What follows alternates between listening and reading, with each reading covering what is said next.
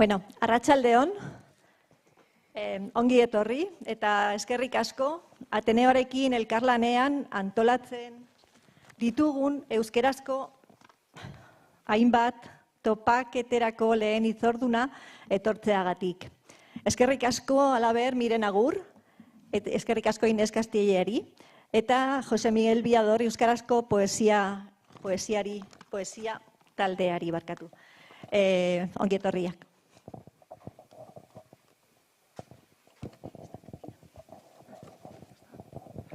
Bai, arratsaldeon berriz ere. Bueno, lehen bezala eskerrik asko etortzeagatik.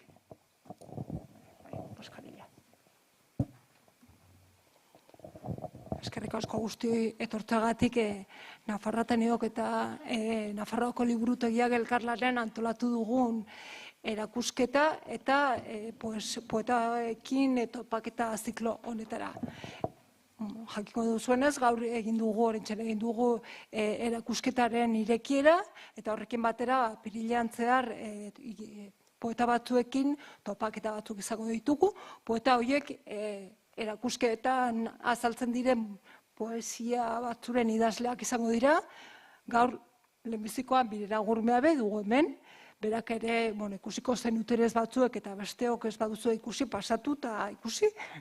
Erakusketa honetarako, Atxaren elkartera bidali zuen poesia eta erakusketan azaltzen da bere poesia eta horretxe irakurriko dugu. Ondoren apirilaren 12an Amaia Lasa izango da, erakusketan parte hartu duena baita ere, eta apirilaren 25an Itxaro Borda eta Juan Luis Zabala izango ditugu. Beraz, besterik gabe, Miren Agur meaberekin hasiko gara. Eskerrik asko, Miren Agur etortzagatik. Miren Agur meabe, ezagutzen duzu guztiok, Lekitiarra da, Bizkaitarra. Euskaraz asko idatzei du, euskal filologia ikasi zuen, irakasle aritu da, argitaletxe batetan ere aritu zara, gero azalduko duzu gehiago nahi baduzu, eta horretaz aparte, sonerak eman behar dizkiogu poesia sari nazionala jaso duelako, aurten, aurreko astean ere Gutun Zurian sari bat eman dizute, izena ere ezakordatzen, baina zorionak. Horrezko Gutun Zuria. Horrezko Gutun Zuria. Eta orduan, gaur batetik lehenbiziko gauza esan diot galdetuko dio dala, horrezitatuko dio dala erakusketarako zen nuen prestatu, baina erakusketan azaltzen den poesia, eta ondoren saritu zuten bere liburuaz, solastuko gara, hitz egingo dugu, eta errezitatuko dugu. Liburuaren izena, denok ezagutuko duzuen bezala, Nola gorde errautsa kolkoan, da? Eta oso interesgarria. Ez baduzu irakurri. Lehenbiziko galdera zaten nizun bezala, gustatuko litzaidake erakusketarako prestatu zenuen poesia irakurtzea, polita iruditu zaidalako, eta erlazioa badaukadalako pixkate zuk zaitu duzun poesiarako ibilbide horretatik. Beraz, irakurriko dut, eta gero, zuk pasatuko dizut zuritza, eta utziko dizut joan nahi duzun guztia kontatzen. Horrela dio. Batean bota zuten zuhaitza, gaixorik omentzegoen, baina guk ikusi genituen trontzak eta zurezko haragiak osasunez egiten zuen distira. Aldi bereko heriotza eta krimena, geobiografien suntxiketa naturala. Bueno, eskerrik asko. Eskerrik asko Inesi, halako ongi etorri poetikoa egitearren ez da. Ez diate normalean halako almohadoirik jartzen ez da, helduta batera galdera zailetara. Eta orduan, halako kojin bat topatzea, benetan, gustagarria da. Eta eskerrik asko antolakuntza lanetan parte hartu duzuen hoi eta bertaratutakoei ere ez da, zer esanik ez. Niri Lekitxoko lagunek esaten diate, nora zoazela, Iruñara, Iruña urrun dago, edo Txagira, edo Lekun Berria, eta hori urrun dago, Nafarroara joan egin behar da. urrun nundik, esaten diet, ezta?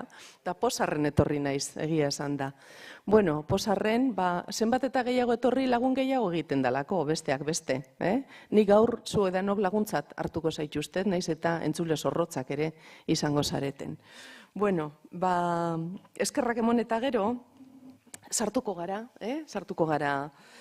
gure, ona ekarri nauan kontura, ezta? Liburu honen aurkezpena, Nola gorde errautza kolkoan. Neure 5. poema liburua, kontuan hartu ezkero aurretik idatzitakoa adin guztietarako edo anitz, hori, zelen esaten da. Bai, adin guztietarako liburua dela, hau izango litzateke 5.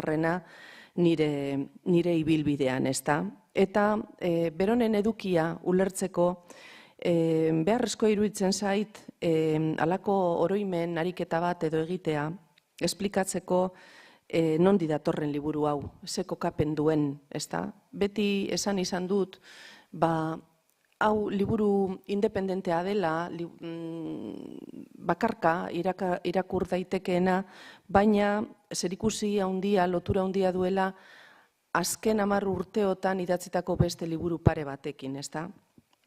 Eta orain dela 7 urte, ez dakit baten bat gogoratuko den, baina Kristalesko begi bat novela argitaratu nuen, euskera Susarekin, eta gero gaztelaniazko bertsioa Pamielaren eskutik. Eta liburu hartan, naiz eta haustura sentimental bati buruz eta mintzatzen nintzen, besteak beste literaturari buruz ere egin nuen halako gogo eta xume bat, eta orduko hartan idazkuntza baratzea lantzearekin konparatu nuen. Baratzean jakin egin behar da non jarri zer asimota, jakin egin behar da badirela bazter batzuk zeintzuetara inoiz esten iritsiko eskuarea, ondo garbitzeko, jakin beharra dago, hormetan gora egiten duen untzorri lodiak batzuetan horma hori lerraraz egin dezakeela eta abar, ezta? Bueno, simil horiek edo konparazio horiek uste dut baliagarriak direla idazkuntzarentzat ere. Parentesi artean esango nizueke, nire semeak beti esaten dit, ama, zuk hortu 4 plantak egiten dituzu eta gero hortuan neu ibiltzen naiz lanean. Neu pasatzen dut beti desbrozadora. Bueno, eta orduan nik orain aitzakia daukat esateko, benetan astirik ez daukadala, lekitxo, zapaldu eta ospa egiten dudalako. Aldi berean, arata honan abilelako, besteak beste liburu hau dela eta. Bueno, orduan, orduko hartan baratzea konparatzen nuen, literaturgintza konparatzen nuen baratzea lantzarekin. Haren ondoren etorri zen beste liburu bat, Ezurren erretura.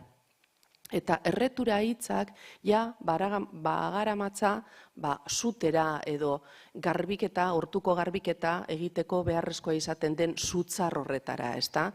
Hortuan hasi egiten dira sasiak, fruta biltzen espada jauzi eta usteldu egiten da, eta izaten da loia, izaten da zikina, gure bizitzetan ere izaten den moduan sama probetxugabea, bai? Denon iraganean baditugu amets hautziak, baditugu frustrazioak, baditugu galderak, baditugu heriotzak, baditugu konpondu gabeko auziak, bai? Orduan, niretzat ezurrak dira, ezur metaforikoa dira, sasi edo zikin hori guztiak, eta orduan baratza lantzearen 2. fasea edo da garbitzea, errez, bai? Erretzean energia bat sortzen da, eraldatu egiten da materia, orotariko materia hori, gero errautz bihurtzeko, eta errautza da erretako guztien sintesi garbia. Batzuetan eguzkia jotzen badio, zilarrantza ere izan dezakeena, ezta? Baina errautzean ja garbiketaren ondoren ez da bereizten aurretik zer egon den, zer nahaste egon den hor. Orduan, Ezurren erretura da, horixe, oroitzapenak eta pasadizoak eta hori guzti hori literatur prozesuaren bitartez edertasun bilakatzea. Bai?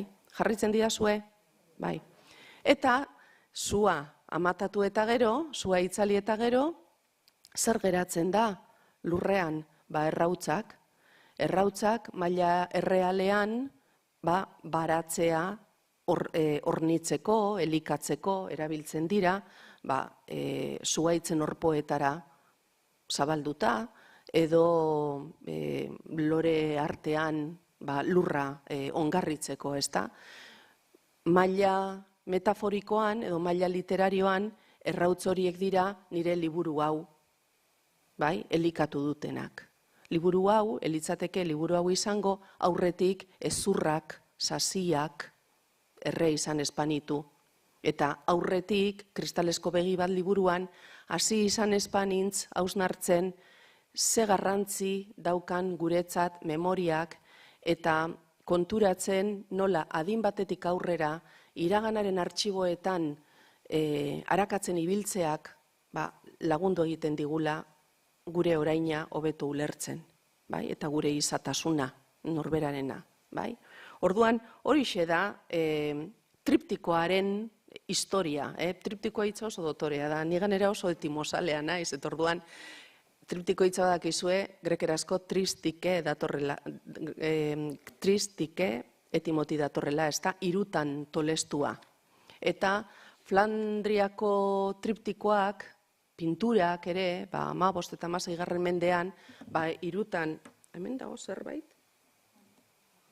Gantxo, bai. Flandriako triptikoak gogoratzen badituzue, adibidez Boskoren atseginen baratzea, eta izenean ere hor badago kinu bat, han aldi berean kontatzen dira hainbat istorio, baina banaka-banaka begiratzekoak ere badira, kontemplatzekoak. Eta hiru panel horiek, triptikoa osatzen duten hiru panel edo hiru hegal horiek bisagra batzuen bidez lotuta daude, halako moldez non bi hegal horiek itxi egin daitezkeen eta hiru obra diren horiek batasun bakar gisa har daitezkeen. Orduan, zein dira nire hiru obra hauen arteko bisagrak? Hemen ez dago tornillorik, ez dago burdinarik, baina badago hitzen bidezko lotura. Eta hori da intertextualitatea deitzen diodana.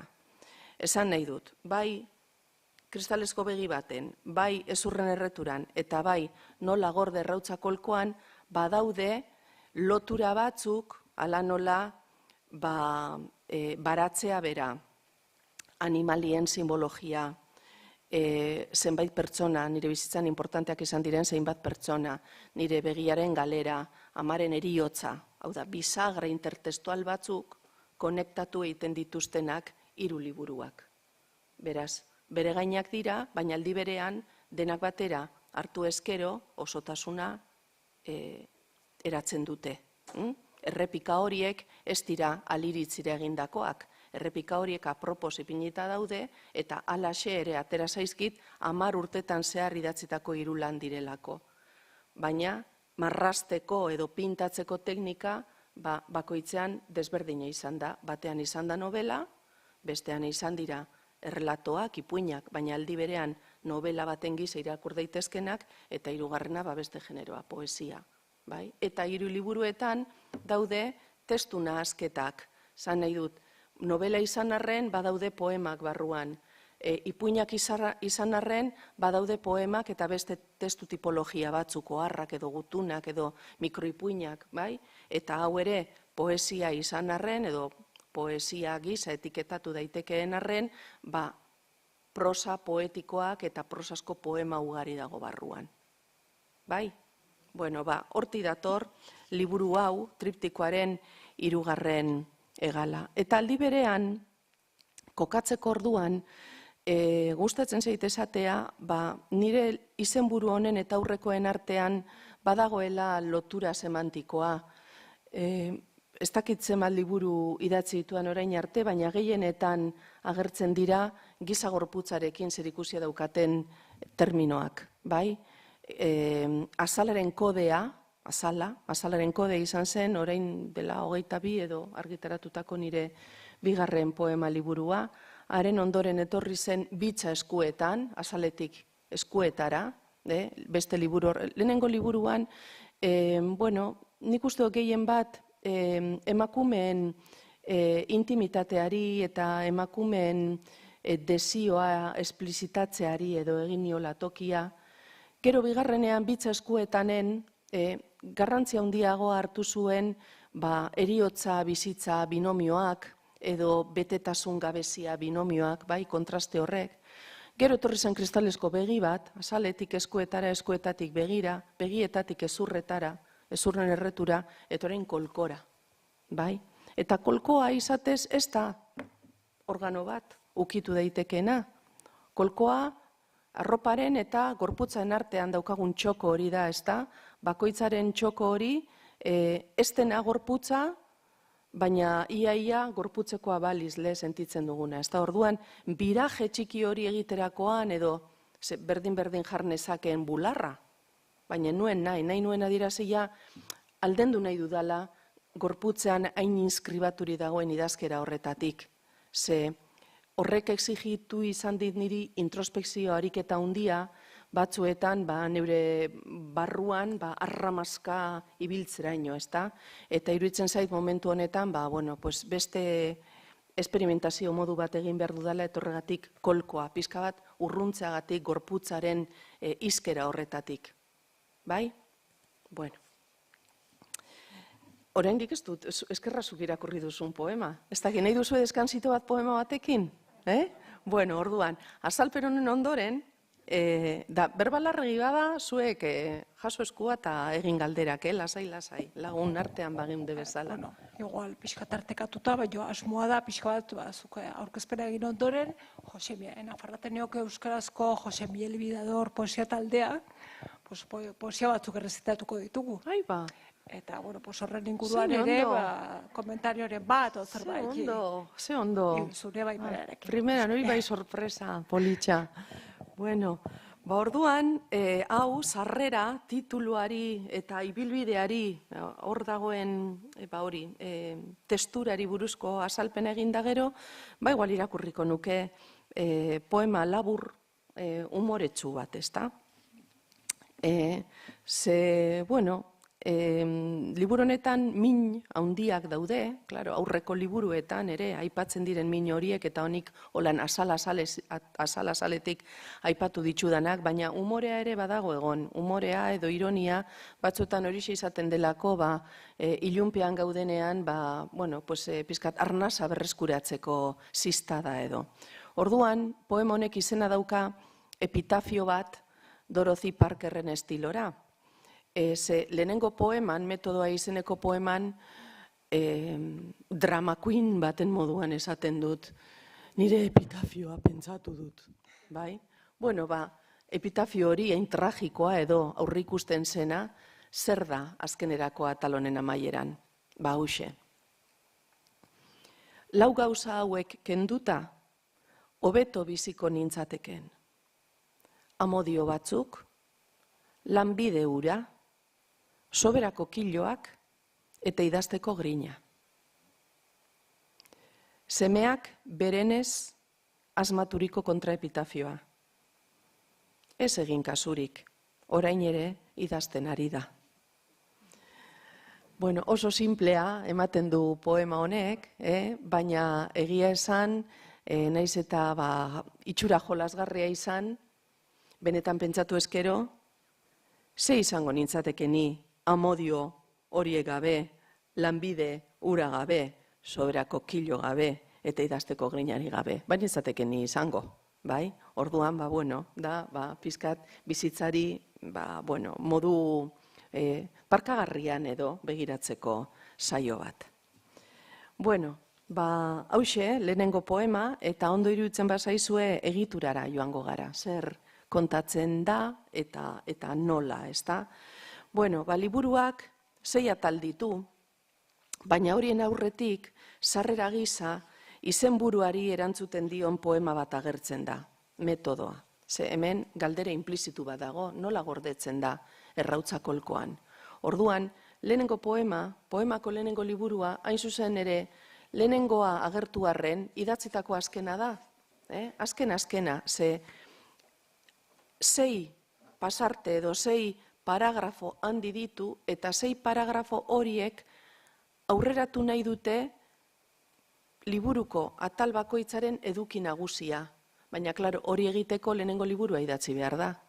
Zelan idatziko dut lehenengo, jakin gabe oso ondo, nola amaituko dudan nire esperimentazio prozesua edo nire arakatze prozesua, ezta? Orduan, poemari berriena da, lehenengo jarrita dagoena, eta liburuaren amaieran dagoena aldiz, poemarik zaharrena. Osea, badago, alako norabide bikoitzeko alako joan etorri bat, ezta? Eta poema honetan, behin eta berriz, errepikatzen da salmodia baten moduan galdera hori, nola gorde errautza kolkoan estulik egin gabe, bla, bla, bla, bla, bla, bla, bla. Nola gorde errautza kolkoan azala mazkildu barik, nola gorde errautza begietan askurarik sentitzeke, nola gorde errautza botalarria sentitu gabe, nola gorde errautza inor kutsatzeke, nola gorde errautza lepoa konkortu barik, eta hor hainbat esaldi, ezta? Aurreratuko digutenak barruan esaten dena. Hau bertsolerroa errepikatzean bere barazioekin, inork ez ditartu elizkantuen antzik, ze beti gustatzen zait esatea, ez? Elizetan egoten dira salmoak, eta normalean salmoak eliztarrek errepikatzen dituzte, ministroari, esan nahi dut abadeari, abadea da ministroa ekitaldi horretan, eta berari oihartzun eginez, ezta, errepikatu egiten dira. Eta beti esaten dut hori gertatzen zaidala Lekitxoko sakristauaren iloba naizelako. Nire itxitxa izan zen 50 urteetan Lekitxoko parrokiako sakristaua. Orduan, akorduan dauka txikitsuan nintzanean, beste ume batzu portura joaten ziren moduan, ogitartekoa jatera, ni batzuetan sakristiara joaten nintzala, itxitxari kuku egin, eta aitzitxak elizan erabiltzen ninduala, eta zelako zizeronea zen. Ze alantxe ikasen dituenik, santu santa guztien atributoak. San Rokek txakurra, Santa Ageda gularrak azpilean, Santa Katalina Alejandriakoak arrantzaleen azal latza, eta alako gauzak, ezta? Orduan, ez dakit horregatik den, edo ez dakit hori erditxiste gisa esaten dut, ezta? Edo horregatik, edo jasotako eziketagatik, salmodia eta bersikulo eta alakoen kutsua guztiz itzatzita daukat. Eta, poema honetan, beste batzuetan ere bai, baina poema honetan bereziki ondo ikusten da, ez? Eta aukeratu nuen, parte honen lehenengo sarrera edo egiteko, aukeratu nuen Eloi Sánchez Rosillo poetaren esaldi bat, esaten duena, aldi berean arnasten ditugu argia eta errautza. Hasiera eta amaiera oinaztu berean bizi dira. Hemen, askoz hobeto azalduta dago, lehen aipatu dudan kontrajarpenen ideia hori, ezta? Betetasun gabezia, bizitza, heriotza, amodioa, galera, bai? Iragankortasunaren ideia, orduan, tirandura hori, indartuago dator liburu honetan aurrekoen aldean. Irakurriko dut poema horren, salmodia gisa planteatutako poema horren azken zatia. Hainbeste galdera egin eta gero, nola gorde, hauxe da nire ondorioa, nola gordeten da errautza kolkoan. Ez dago metodorik bizitza kudeatzeko, dagoen estrategia bakarra irautea da, eustea. Eustea berriro komatxo artean jaio arte. Eta horixe azaltzen, aleinduko naiz poema zati honen bitartez. Behinola geurea izandakoaren ontasun, egia, edertasun galdua, erretakoaren zilarra, haren zuzakona borrokan ari da eriotzarekin. Bada zu bat, bizitza erdibi egiten diguna, mamin-maminean markatzen gaituen erredura. Nola gorde errautzakolkoan? Ez dago metodorik. Bakar lurrean eustea soilik, falta dugun zer horretan pentsatu gabe. Bizitzak guretzako planik ez duela onartzea. Eta ordua denean, urna askatu, arrakala zeharkatu. Ez du inporta gaua baldin bada. Kasu egin, deiak irauten duena irauten duela. Bide sotil bat dago zuaitzen artean, nire plazentaraino.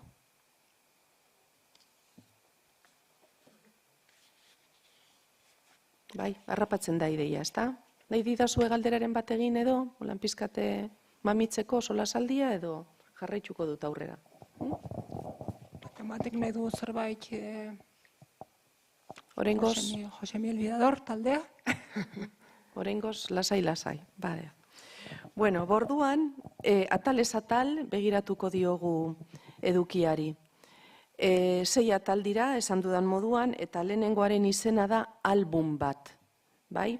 Eta sarrera gisa aukeratu nuen poeta kubatar baten esaldia, nik baino askoz era biribilagoan adierazten duelako zeharik eta mota egin nahi izan dudan hemen.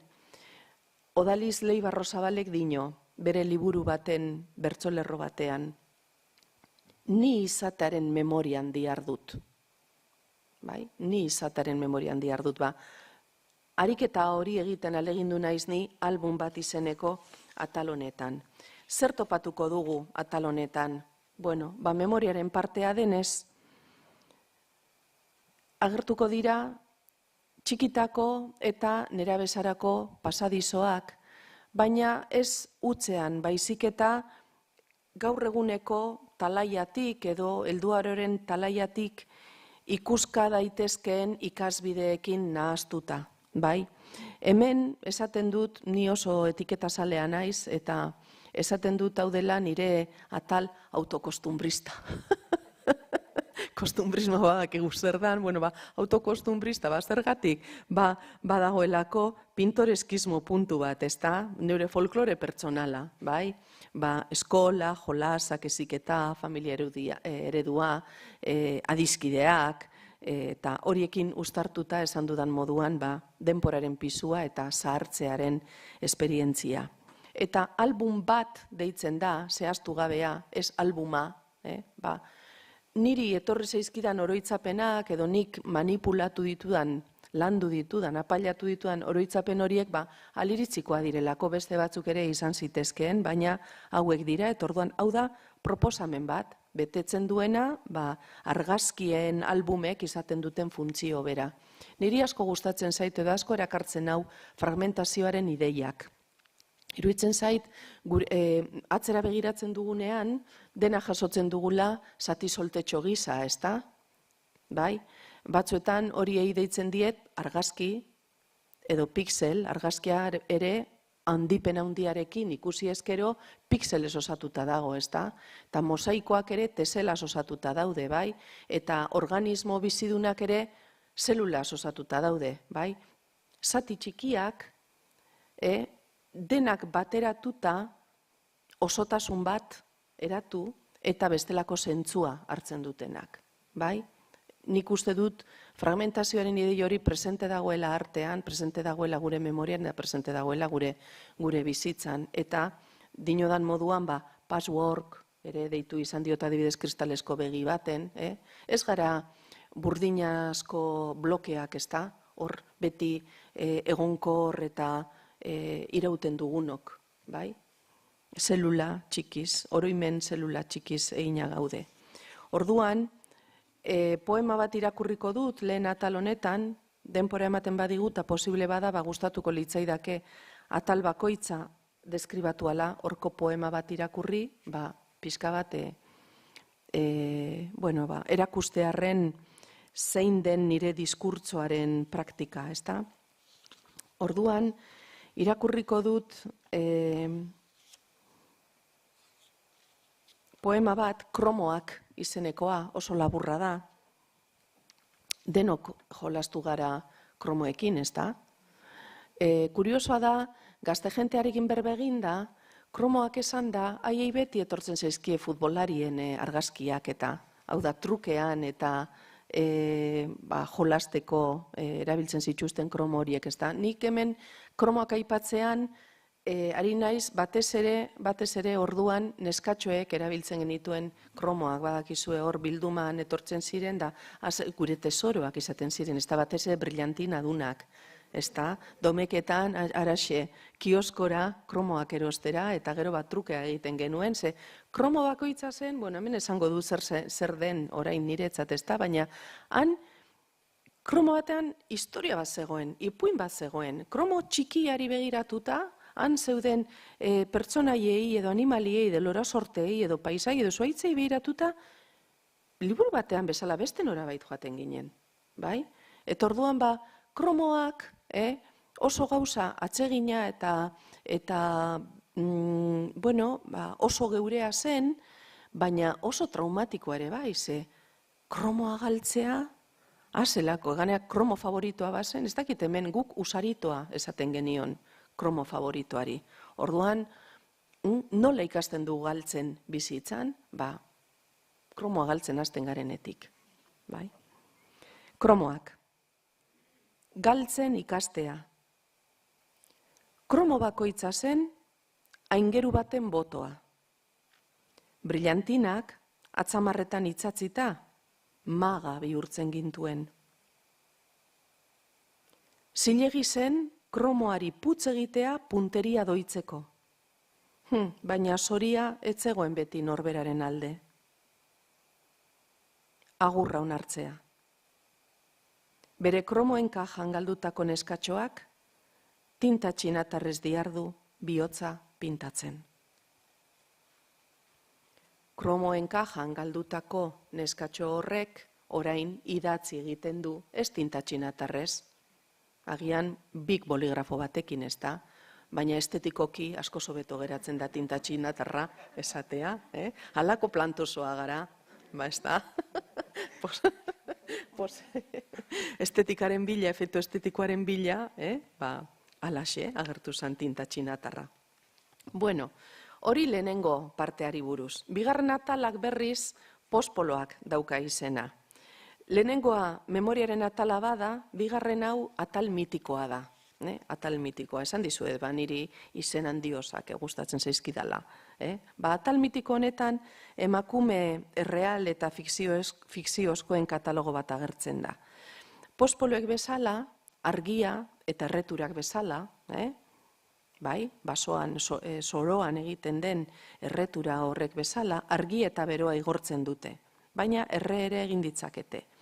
Eta hemen agertzen dira hainbeste emakume, bota egingo ditut izen batzuk, konturatzeko hemen egiten den katalogo hau 22. mendean hasten dela eta historia aurrean bukatzen.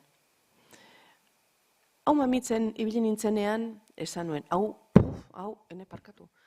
da, honi etekina ataradakioke askoz gehiago, baina liburu amaitu beharra ere bazegoen da, esan nuen, egin nezake, liburu askoz luzeago, baina hori esan kontua, orduan hautaketa bat egin nuen, beste poema batzuk ere banituen, baina azkenean zeintzu pertsonaia geratu zitzaizkidan hemen.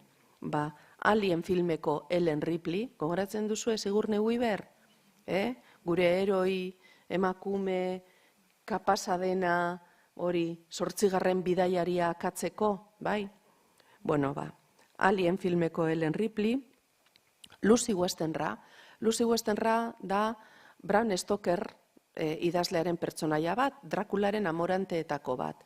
Drakularen historian pertsonaia femenino prototipiko bi daude, bata apasionatua, Lucy, jauzi egiten dena Drakularen hipnosian, eta bestea da, Lucy hau, eta bestea da Nina, bertute iturri edo pizkat, emakume puru garbiagoa, ez da? Hemen dagona da Lucy Westenra da. Wendy dago, Peter Panen laguna, Xerezade, Forru Farrojatz poeta irandarra, Margeri Urzenar, Bronte Aizpak, Mary Shelley, Andre Maria, Virginia, Martija de Jauregi emagina, Milia Lasturkoa eta Emily Dickinson, Maria Frantziakoa, Trobadorea eta Vicenta Mogel, Cassandra Iragarlea eta Aila Kromañona. Bai?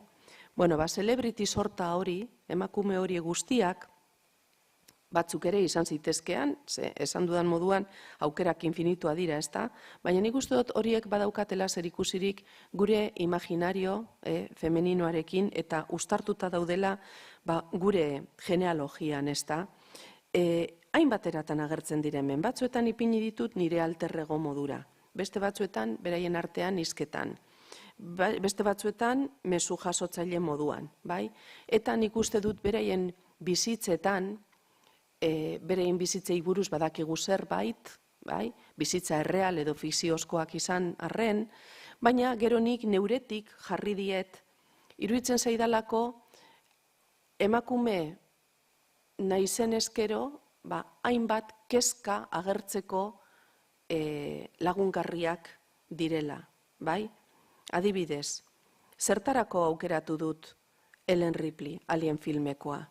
Bere poeman nik hitz egin nahi izan dut aizpatasunari buruz, orainen modan dago sororitate hitza, ezta? Sororitatea beti existitu da, sororitate femeninoa beti existitu da. Beti egon gara, beti egon dira aizpalagunak, alkarri laguntzeko prest egon direnak krisi egoeretan, ezta? Orain sororitatea, berba hori feminismoak ekarri du eta beste kutsu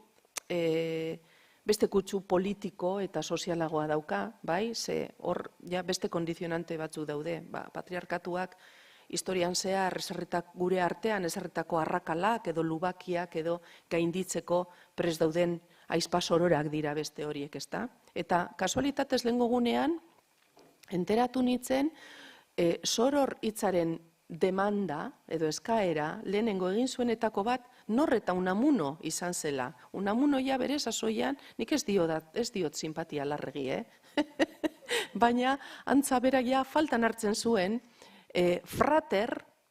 fraterritzak adierazten duen hori emakumeen artean adierazteko hitzen faltaren bat, ezta? Eta bueno, pues nik hemen sororitate hori reibindikatzeko edo erabili dut Ellen Ripley, bai? Ellen Ripley eta bere marineak, bai? Emakume marineak. Lucy Westenra adibidez erabili dut parasitismo sentimentalaren arbulloa egiteko, ezta? Wendy badakigu, Wendy amatxo bada Peter Panentzat, ezta? Oso ona, onbera, bere lasitoekin, bere kamisoiarekin, bueno, pizkat independentzia emozionala aldarrikatzeko. Xerezade zertarako, herri kultura, bai, aldarrikatzeko. Forru Farrojatz, sormenari buruz hitz egiteko bizitzaren justifikazio bezala. Forru Farrojatz oso gazte hil zen, 33 urterekin, hil zen 74an edo Iranen autoistripu batean, eta bere bizitza laburrean, bera jaio zen, 1994an, 1996an, Iranen imaginatu, Iran orduan haren handi bat zen, emakume guztientzat, eta berak dena utzi zuen poeta izateko eta pelikula bat ere grabatu zuen. Nire ustez da, arteari dena sakrifikatu dion pertsona baten adibidea, ezta?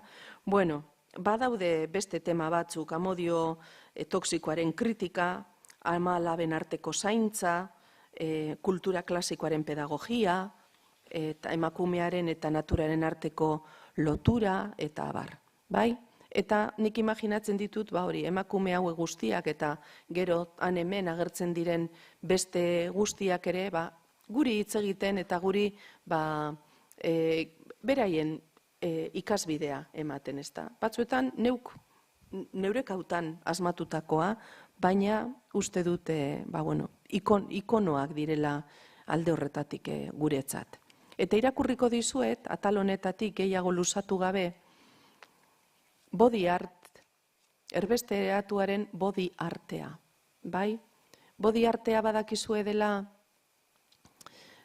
hemen ere zentzu bikoitza dauko, ez da, body artea esaten zaio, gorputza erabiliz egiten den arteari, eta poema honetan aipatzen da Ana Mendieta izeneko eskultora bat, hil zan ja, kubatar estatu batuarra, berak egiten zituen emakume gorputzak reproduzitzen zituen paisajean, batzuetan arkaitzetan pintatuz, beste batzuetan zuaitzetan modelatuz, beste batzuetan collage modukoak eginez. Da beti izaten ziren eskultura impermanenteak, osea, eskultura iragankorrak, bai? Baina gorputza, emakumeren gorputza biztaratzeko, body art, esaten zaio horri. Baina, izjokoa eginez, body artea edo gorputzaren artea egin izan dute baita ere emakumea zaintzeaz arduratu izan diren emakume medikuak, emaginak, adibidez, bai? Ginekologoak, antzinako, bai? Medikesak. Eta hain zuzen hemen ere izan zenuten, ze Lizarra aldean bizi izan zen eta Uharte Arakil inguruan emakume bat, ustez Lekeition jaiotakoa, osake, derrigor egin behar zen idaten gonbita, etortzeko. Martija de Jauregi, jakingo duzue norden, bere aititxa, bere aitona, mediku izan zen Lekeition 1500 urtaren inguruan. Ta ni ez naiz bat ere pazientea dokumentuak bilatzeko, baina ezagun batek nire partez mesede hori egin dit eta topatu egin du ez dakitze artxibategitan Martija de Jauregin aititaren kontratua Lekeitioko udalak egindakoa 1520an edo bertan mediku jarduteko. Orduan, pentsatzekoa da Martija, gero mediku ibili zena Uharte Arakilen eta Gipuzkoako herri batzuetan eta bar, Lekeition, igual txikitan Lekeition egongo zela edo, niri hori pentsatzeak sekulako ilusioa egiten ditorrek. Bai? Orduan, berari egin nion poema hau. Badakigu, oso gutxi dakigu berari buruz, baina bai 1570ean erbesteratua izan zela epaiketa baten ondoren. Igual izango zen sorginkeria epaiketaren bat, edo ez dakit zerrela. Eta badakizue? Badakizue? Nik entzunda neukan, sorgin modu hartu izan zutela, garai hartan emakumeak mediku lanak egiteagatik gaizki ikusiak zeudelako. Bai. Hori da. Baten batek, zeo zerbaleki Martijari buruz, esan mesedez, ze asmoa daukat bera protagonista ipintzeko gazte novela batean, eta dena asmatu behar dut, edo ia dena, ze ez daukagu daturi bere bizitzari buruz, baina nik honela imaginatzen dut bere despedida. Ia, beste berbat ez dut topatzen, momentutxu bat,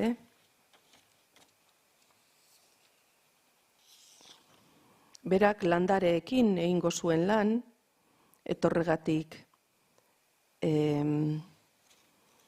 horregatik landare izenak aipatzea, eta baita ere santen izenak. Esan dizuet, sakristauaren iloba naizela, honi ere hartuko diozue, holan, salmo itxura, eta gainera santak agertzen dira, Brigida, Eskolastika eta Margarita de Antioquia, horrek izan dira tradizionalki usadioz emakumeen gaixotasunen eta alakoen zaintzaile, bai?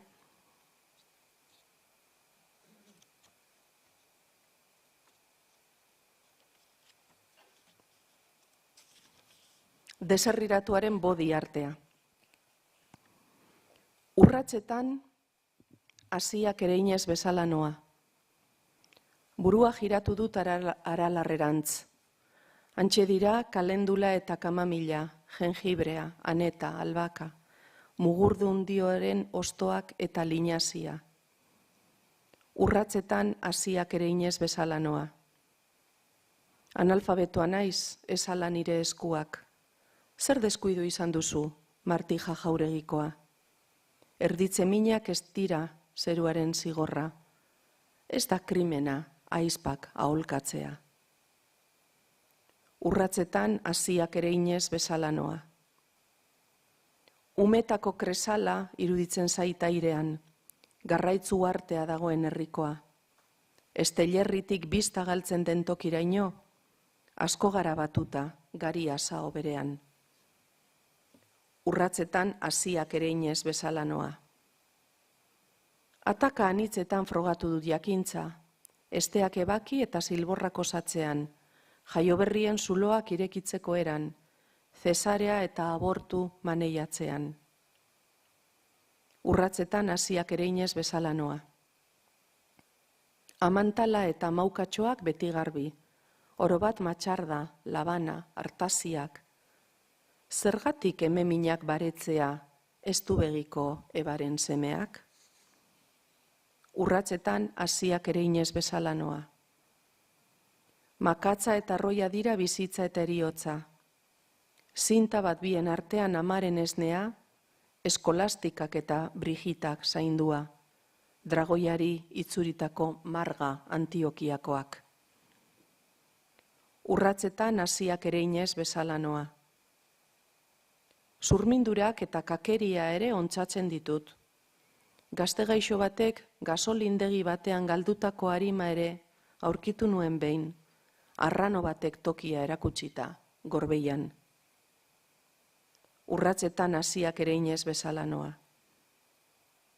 Gorputz hau endredatuko balitz lurrarekin, arkaitza balitz paisaiarekin hizketan, Ana Mendietaren eskultura bat izanik, zuaitz hasiko banintz deserriaren urratzetan.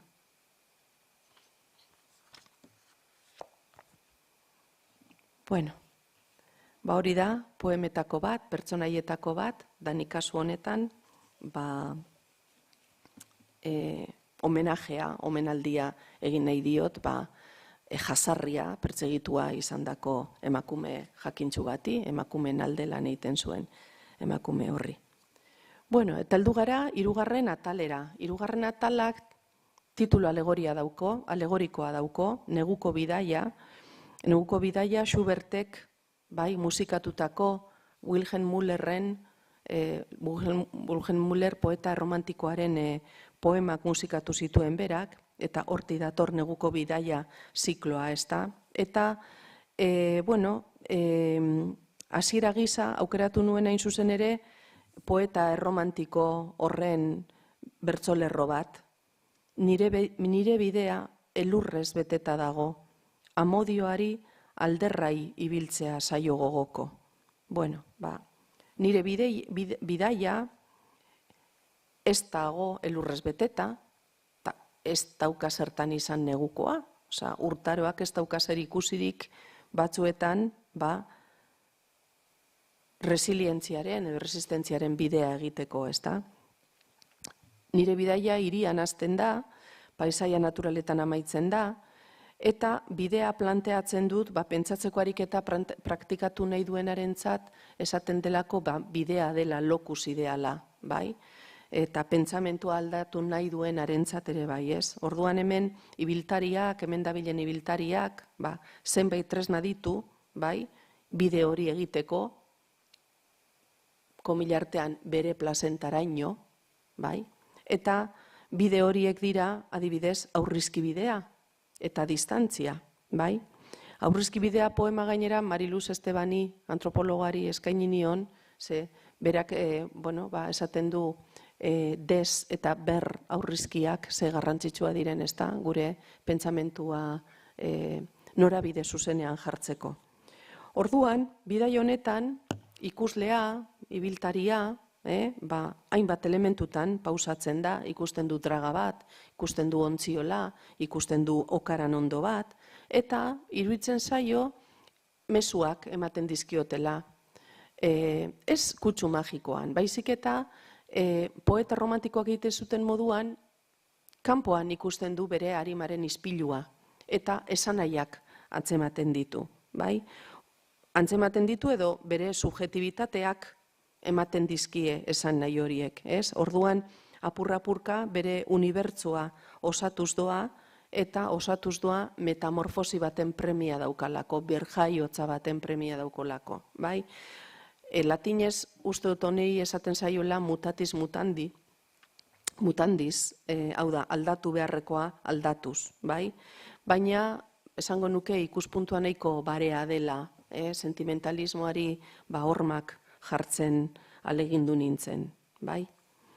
Eta esandako moduan, hirian hasten da bide hori, sendotuz joango dena, distantziaren eta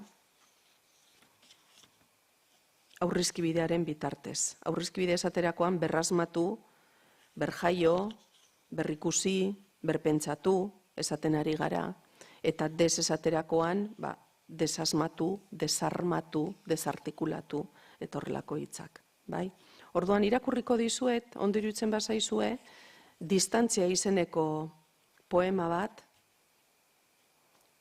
ze distantziak egiten digu posible, batzuetan lotuta izaten gaituzten arietatik edo baita ere kateetatik askatzea, ezta?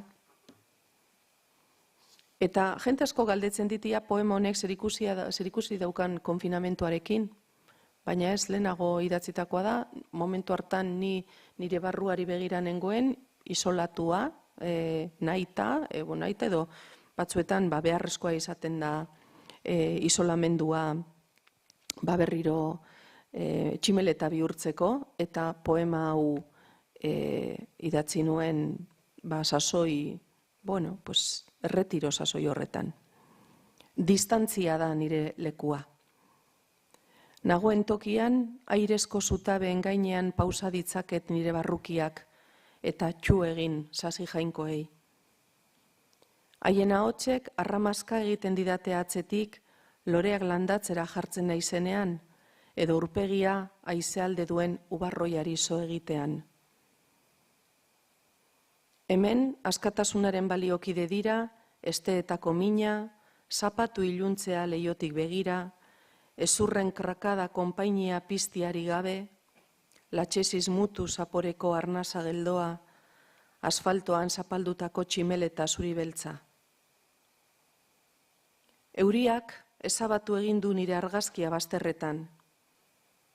Horrek esan nahi du lagunek ez nautela aipatzen, eta azkenerako denok sinistu dugula inoiz ez naizela bizi izan. Hor kanpoan, esferen balsak bienako tiobi bosoinua dauka, baina norentzat da melodia hori? Infernua bakarka sekula zeharkatu ez, edota itzulbidea abiatu orduko prestatzen dutenentzat. Nik neure buruarekin egiten ditut biltzarrak, hitzek pagamentua eskatzen duten gela hutsetan. Wanted, wanted, wanted. Bihotzean zepoa eta garunetan izarrak, hausikika ari naiz hausten, ariak naizkateak. Oroitzen dudan zorionaz, zer egin ebatzi bitartean. Distantzia da nire lekua orain. Hau da atal alegorikoaren adibide bat, bidearena. Laugarren atala tempo justo da, tempo justo horrekin jokoa egin nahi izan nuen musikan erabiltzen den terminoaren, tempo justo, andante, kontenuto, horre terminologia guztiak, kasu honetan tempo justo aukeratu nuen, gure garaiari falta zaion ezaugarri bat kritikatzeko, ez da, justiziarena, eta horregatik aukeratu nuen baita ere Bibliako aipu bat sarrera gisa, epaileen liburukoa, esaten duena, ez na zaitez, itzar zaitez, Debora, itzarri ez natu kantatu. Debora izan zen antzinako Israelen profeta eta jueza, eta dirudienez bakea bermatu zuen herrialdean 4 hamarkadaz edo. Erlea esan nahi du bere izenak, Debora hitzak erlea esan nahi du hebraieraz. Eta nola lehenengo poeman, metodoren poeman, esaten dudan, neure buruari barre eginez, nik ere Deboraren moduan, nire palmondoaren azpian ebatziak eman ditudala, Borduan jokoa egiten dut interkonexio eginez hasieraren eta atal honen artean, ezta? Ez dizuet esan, baina baratzean palmondo badaukat. Eta orduan palmondo agertzen da liburu honetan, da aurpegi biko elementu bat, ezta? Ederra, bezain zuntzigarria. Nire aitzitzak, aitonak landatu zuen, ni txikitxoa nintzenean, izoste batek ordura arte egondako laranjondoa errezuelako, bai, eta palmondo hori ikusi hon ikasten, eta orain berak ikusten nau ni zahartzen, baina etxe bat dago, Hortulauen etxea izan dakoa, bueno, zaitxitxa eta muman ibiltzen ziren gerra ostean, familia dirudun batentzat lanean, bai, eta handik daukagun lotura, ez da, baratze horrekin, zail horrekin, nahiz da orain nire eskuetara etorri den. Baina, klaro, palmondo hori da, erraldoi bat dena apurtzen ari dena. Soladura eta etxearen barrura esartzen ari da sustraiak, osea da, pizkat halako monstro maitatu bat, ez? Eta horregatik esaten dut, nik ere, nire palmondo, Deboraren moduan, neube bai jueza baten moduan, neure ebazpenak ematen ibili naizela. Bueno, atal honetan, hau da atal sozialena, eta hemen, denon kezkagarri diren gaiak agertzen dira, migrazioak, mugen itxiera, gatazka belikoak, desarrollismoa, krimen ekologikoak, erasoak, bai? Eta atal hau zabaltzen du Pandorari eskainitako poema batek, ze deno dakigunez, Pandora da greziar mitologian mundura gaitzak zabaldu izanaren erruduna, ez da? Bai? Eba den moduan, bai? Tradizio biblikoan. Orduan, hemen dauden poemen artean, nire estimatuenetako bat da La mauvaise conscience, bai? Kontzientzia txarra. Askotan, oso askotan ez gehienetan gauzekin ohartu arren gure pasibitatearen mende jarraitzen dugu, ez? Orduan nik honen bidez planteatu nahi nuen zenbaterainoko auspoa ematen diogun guk ere indarkeriari gure inguru motzean, ez? La mauvaise conscience. Hemen aipatzen dira Lemuriako fantasmak. Lemuria izan zen, 19. mendeko teoriko batzuen arabera, izan zen kontinente galdu bat, bai? Atlantida eta mito hori dauden moduan, beste bat zegoen Lemuria, eta Lemuria horretan bizi ziren izaki monstruosoak, ez da? Orduan, hemen nik harira ekartzen ditut, beste izaki batzuei buruz berbegiteko, ez da, hirietan ahaztuta izaten ditugunak, bai? Eta gainera, aipatu egiten da, atseginen baratzea, lehen ere hasieran esan dut, ez da, Boskoren atseginen baratzea, El Jardín de las Delicias, han estena surrealista pilo bat dago, torturak eta, bai? Orduan, pizkat, konexio horien bila taxututako testua da. Atseginen baratze bat telebistan. Bosko bera ere zurbilduko litzateke ikusita. Lemuriako fantasmak metropolietan batzartu dira. Merkatuen logikak sorkari itxurgak botatzen ditu mundura. Ganbaran zentauro zauritu bat besterik etzaigu geratzen. Ezein balentria gauzatzeko ez gauza. Baletor norbait jaikitzen laguntzeko, oiukatzeko, etzimena baino oldartzuagoa dela gogoa.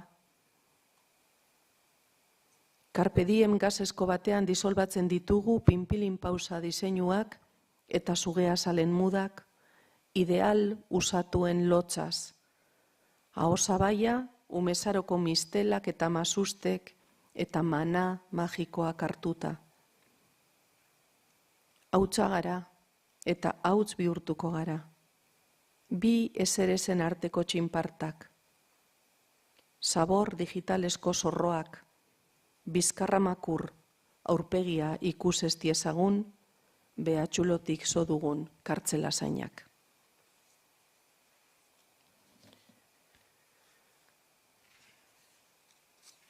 Esan dudan moduan, orotariko gai sozialak agertzen dira eta jarraian, 5. atalean eta azken aurreko atalean elegia bat topatuko dugu, dolukantu luze bat. Atal honen izena da Ate hori eta sarrera gisa Ruandako kantatxo baten esati bat ipini nuen. Eta 2 bider gau izanen duk I galtzean. Bertsolerrotxo hau topatu nuen behin itzulpen bat egiten den bilen, frantsesetik euskarara, genozidioari, Ruandako gerran genozidiotik salbu geratutako nobelista batena, ez da Eskolastike Mukasonga dauka berak izena. Eta berari buruz ikertzen den bilenean, topatu nuen Ruandako kanta hau, eta iruditu zitzaidan iluna bezain ederra, ez da? Jo, gaua iluna bada, eta gaua beti da iluntasunaren, tristeziaren, galduta egotearen, simboloa, 2 bider gau izatea, ze lasgarria, ez? Eta 2 gau kontatzen dira, hain zuzen ere esati honetan. Bata da, desamodioaren gaua, haustura baten ondoren datorren amorru, obsesio eta mendeku gozearekin eta tristurarekin, baina jarraian dator beste gaua.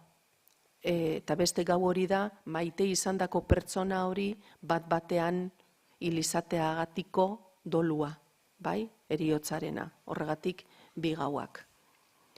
Eta ez dago hemen, hau irakurtzekoa da, 16 poema dira, baina dena da elegia bat, heresia, heriotzaren aurreko eta ostekoa. Eta poemetako bat, kronika da, pizka luzetxoa da, baina pertsona hau hil zen bat-batean justu pandemia hasi baino lehenago, bai? Eta orduan bere usminari edo kantatutako deskribapen bat da. Horregatik dauka izena kronika. Ez zaude, apokalipsiak festa jantzia ipini eta distopia hitzak ahoa goxatu digunean. Ez zaude, baserrian hauntzak haumeak egin eta zure alabak ontzei iragarri dienean. Ez zaude jada, supermerkatuko otarrainzka paketean, cocidos etiketaren ordez, COVID-2 irakurri dudanean. Ez zaude, hilkutxek txanda gorde behar dute, ejerzitoak zorrotzago estutzen ari dira mugak. Ez zaude, geranioari galdetzen diot nola eutxi, bete-betean joko nauen oinaztarririk etorri ezean. Ez zaude ezetz, zure lankideak kalera bota dituzte, dendak itxi, barazkiak sarrasteldu egin dira, artistak isildu. Ez zaude, ganbara ustu dut, ilea tindatu dut, lapikoa astindu, amodioa zure itzalarekin egiten jarraitzen dut. Ez zaude, Andre Moskorti bat ujika dabil plazan, berarentza delakoan balkoietako txalo zaparra da. Ez zaude ez, trakeotomiak, giltzurrun erausketak, zorabioak, isuriak, endotelio lehertuak, konbultsioak.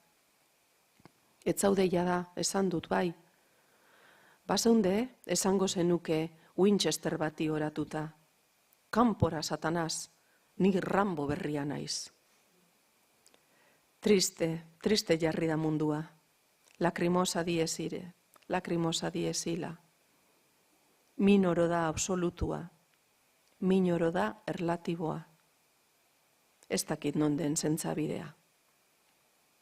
Olatuak, uartea, kalatxoriak.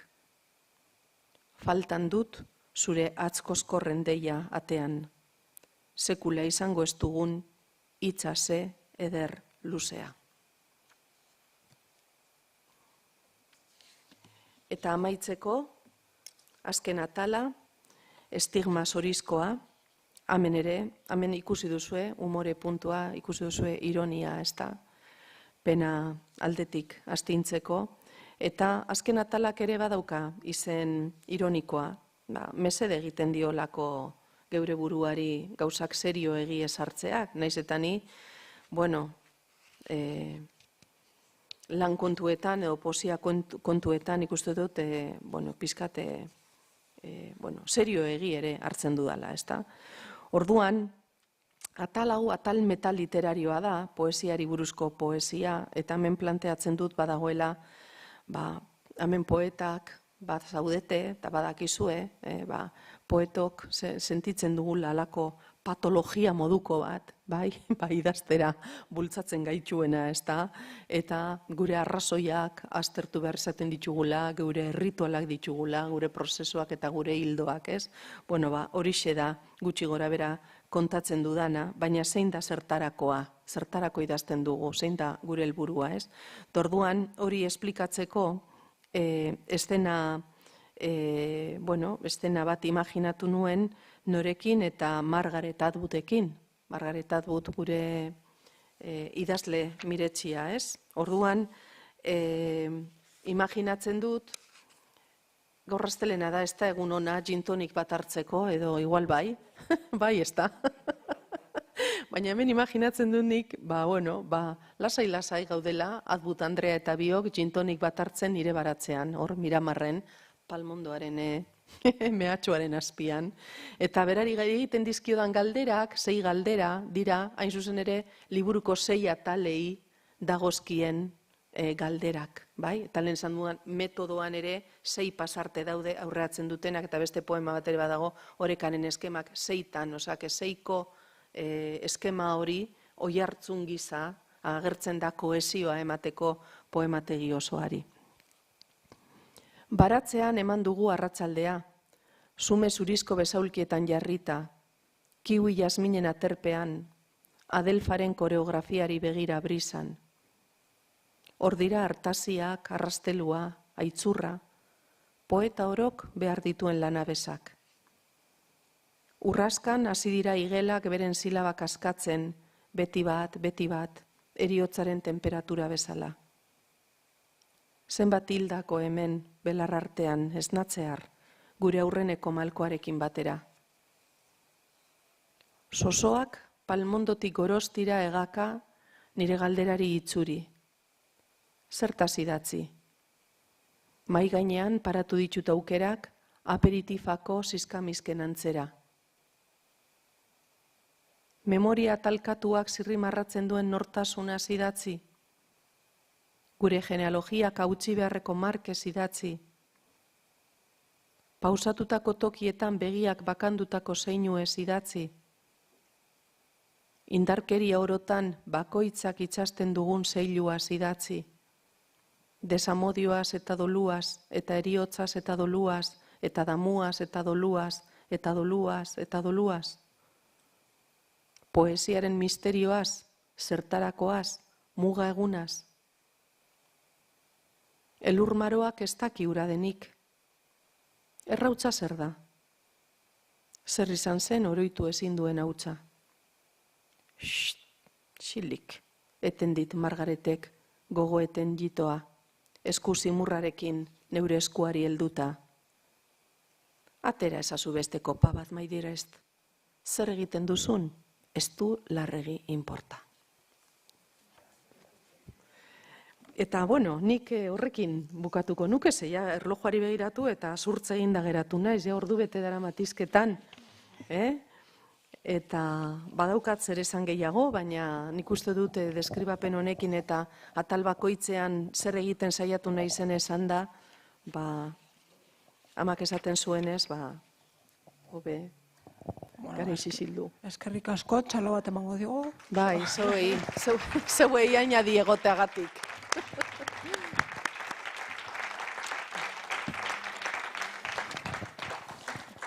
Nire oso interesgarria iruditu zait, eta gainera, lagundu dit, hobeto ulertzen ez, irakurri duda liburua. Bai. Ez que nik uste dut oroar behar dugula, oroar behar dugula pedagogia, poesiari buruzko pedagogia falta zaigu. Gaur Haziendara joan naiz, komunikazio bat heldu zait Bizkaiko ogasunetik, eta ardaraka joan naiz ganea pentsatzen, eta gero Iruñera joan behar dut, ez da ondino ez dakit zer egin dudan, eta badakizue zuek jakingo duzuen ipaino asko zertifikatu digitalak etorrek historia. Nik hitzak entzunda bakarrik zorabio egiten zait, osea, ez dute zer ulertzen. Eta esan diot, esplikatu dit, bentanilan zegoenak esplikatu dit zerbait, holan, aho zabali geratu naiz, eta esan diot berari. Eta gero esango dute, poesia ulertzea zaila dela. Bai, pues, nik uste dut oroar, behar dugula, azalpenen. Bai, ados nago zurekin. Bueno, ez da, nahiko nuke entzulei hitza pasa, batek zerbait baldin badauka, edo, bueno, poesiare bat norbaitek nahiko balu zerbait esan.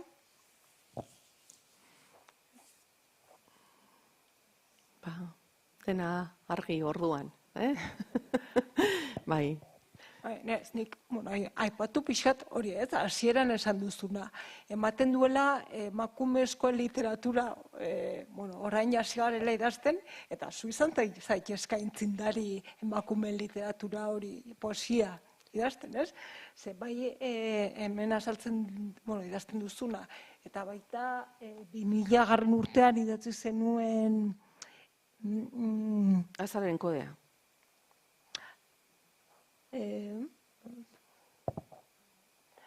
Azalaren kodea, bai. Hortan ere, hor bai egiten duzula, emakumezko nitasun batetik idazten dituzu eta azaltzen dituzu, emakumearen ikuspuntutik, hainbat, gainera ikuspegi filosofiko bat ematen duzu iruditzen zaitez? Filosofia berba politxa da, baina haundiegia igual nik egiten dudanari aplikatzeko ez da. Nik, behitu, uste dut, era desberdinetara, baina beti ari naizela gauza berberei buruz idazten. Eta holan errepaso bat egin eskero, nik idatzi dana gure aurretik ere egon direlako beste emakume batzuk. Hainbeste oihartzun izan ez dutenak, baina Eskerrak Amaia Lasa bat izan dugun, Eskerrak Arantxa Urretabizkai bat izan dugun, Eskerrak Teiri Astortza bat izan dugun, ez da? Nik horiek denak, goit bere irakurtzen dituen, da azpimarratu, lexikorik ere ez neukanean, ez da? Beti gaztelaniaz ikasita, euskeraz alfabetatzen, naiz eta sakristauaren hiloban nintzelako askotan mesatan irakurtzen nuen, bai, altarean, da hor baneukan oinarri bat, ez da, baina alfabetatuta eta egon gabe 17-18 urteetara arte, irakurre egiten genituen gure aurretik zeuden apurrak eta miretzi, ez? Eskerrak horiek izan diren, gero gu gure gaiekin etortzeko. Baina egia da, niri iruditzen zaidala, konstante batzuk badirela nire obran, modu batera edo bestera lantzen ditudanak, eta bata da identitatearen bilaketa.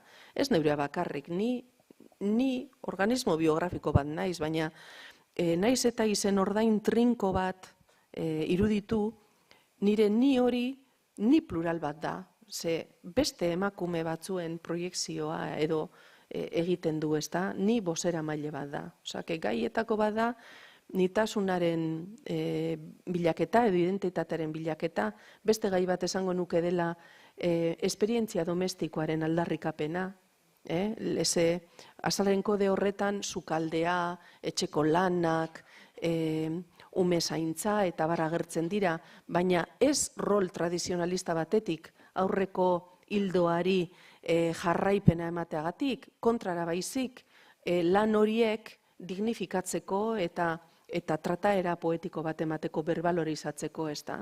Beste gai bat, edo beste konstante bat esango nuke dela, aurrekoekin batera, emakume sujetuaren gorputzaren kontzientzia, hau da, bere desira esplizitatzeko eskubidea daukan emakumearen horregatik gorputzatalen aipamenak, batzuk orokorragoak eta komunak, baina baita ere vagina edo klitoria edo olakoak, ez? Orduan badira gai batzuk, arian jorratzen ari joan naizenak, baina errepikatu egiten direnak, behin eta berriz, ez da, konstante bihurtu direnak, abordatzeko modu diferenteekin. ikuspegi hori iruditzen zait interesgarria dela, gainera, hori pixkat, zentzu, ez dakit existenzialista, filosofiko horien baten diozulako, ez delako aldarri feminista bat, esango nuke. Ez dela aldarri feminista? Nire liburuetan? Ez dakit dola esan nahi dut, aldarri feminista bai, baina zentzu filosofiko hitza ez dakite egokioina den, baina bai hor planteatzen dituzun gaiak ez dira, dira bizitzaren emakume izatearen zera horiek, ez? Bai, nik beti esaten dut ni feminismora berandu eta oso azaldetik iritzen naizela, baina kontzientzia feminista badago nire obran, baina igual ez dauka panfleto itxurarik edo ez dago tesia, ez dago oso biztaratua, ez da. Nik uste dut beste emakume idazle batzuen aipuak erreskatatzen ditugunean gure liburuetan uztartzeko, hor ari garela ariketa feminista bat egiten adibidez, ezta? Edo hartzen ditudanean historiak goreipatutako emakumeak, baina baita ere izenik izan eta tokirik eta justiziarik jasan ez duten emakumeak ere hori ere bada ariketa feminista. Eta soroitateari buruz hitz egitean eta abarrez. Bai, zentzu horretan bai. Bai, zentzu horretan. Bai, zentzu horretan bai, ados. Batek ez daukazu ezer galderarik egiteko. Genuzkan, poesia batzuk prestatuta, baina iruditzen zaitea dagoeneko irakurri dituzula orduan, irakurriko duzu, ez? Horien ez gara geratuko, jenteak nahi baldin badu, Hombre, hemen polifoniaren alde gaude.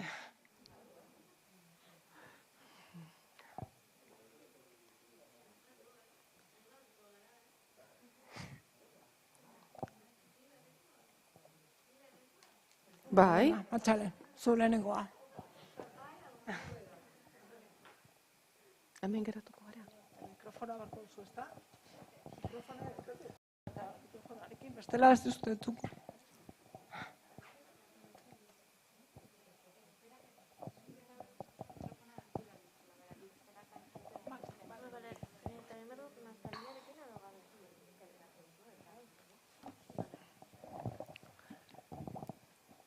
Apa, kaixo, guztioi. Nik prestatu ditut, haiku batzuk, eta horiek dira Atzaren poesian idatzen dituenak. Eta, errezitatuko ditut, bai.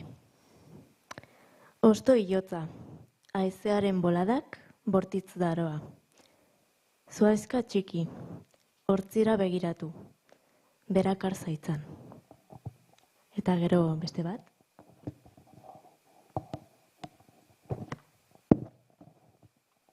Hau pixkat, Euskararen aldarrikapena du ardatz, eta zergatik ez du izena. Poetri eslama, poesia bada, zergatik ez praktikatu. Poesia artea bada, zergatik ez maitatu. Artea sortzea bada, zergatik ez alegindu. Sortzea kultura bada, zergatik ez arriskatu. Kultura arbasoa bada, zergatik ez babestu. Arbasoa hizkuntza bada, zergatik ukatu. Hizkuntza euskara bada, zergatik ez hitz egin. Euskara geurea bada, zergatik ez ikasi. Eta poetri eslam euskaraz bada, zergatik ez errezitatu. Zergatik ez, galdetzen dut nik orain. Eskerrik asko.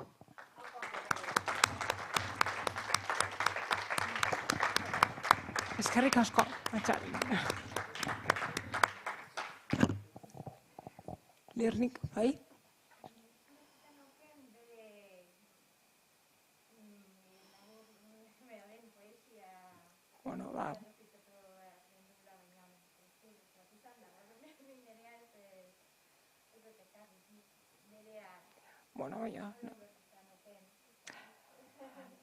Baina nahi baduz irakur. Rezitatu, bai, ez da?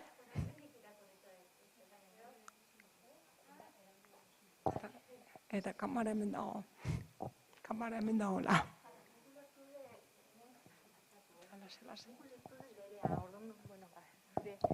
Eskerrik asko. Neuken prestatuta, irakurtzeko asmoa distantzia asko. Distantzia, bai. Eta irakurri dezula, baina asko zoe. Bai. Eta, eta gero justo beste bat asko gustatu zaitena, baita, dana gustatu zaizkit. Eskerrik asko, Maja. Aukerak eta zaila izan da, baina batez ere bukaera izugarri gustatu zait, irudie, eta etomologia. Miritxiko letok hortzi gabe egiten diogu orro haizeari, kainoi balen antzera. Gure begiek mosaikoan jasotzen dute mundua. Aurrean ditugun loreak ikertuz eta atzeti datozkigun zemaiak neurtuz. Topatzen dugu badenaren eta ez denaren arteko oreka. Batzuetan lozo morroari eutxita bizirauten dugu, egada bizkortzeke, eta denboraren eta euriaren zaintzak onartuta. Besteetan, orratz finek gati batzen gaituzte. Hegoak zabalik, kortxozko plaka batean. Zeru artifizial batean bezala. Sondo, Sondo. Eskerrik asko. Eskerrik asko. Eskerrik asko. Miritxikoletaren ahotza ipini diozu, Ez, oso ondo. Eta gainera maskariak endu gabe.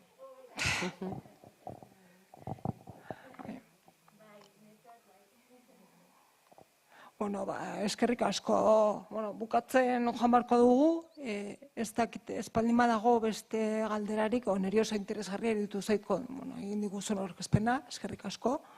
Iruditzen zait, niri behitzat baliagarria izan zait, hobeto ulertzeko irakurri dudan zure liburua, hau, eta aurrekoak ere bai. Ikusten duelako, hildoa pixkat segitzen duzula, ez da? Zure liburu guztietan pixkat hildoa, eta hau izan da remate baten modukoa. Orduan, hoxen. Eskerrik asko. Eskerrik asko danoi. Eskerrik asko zuei.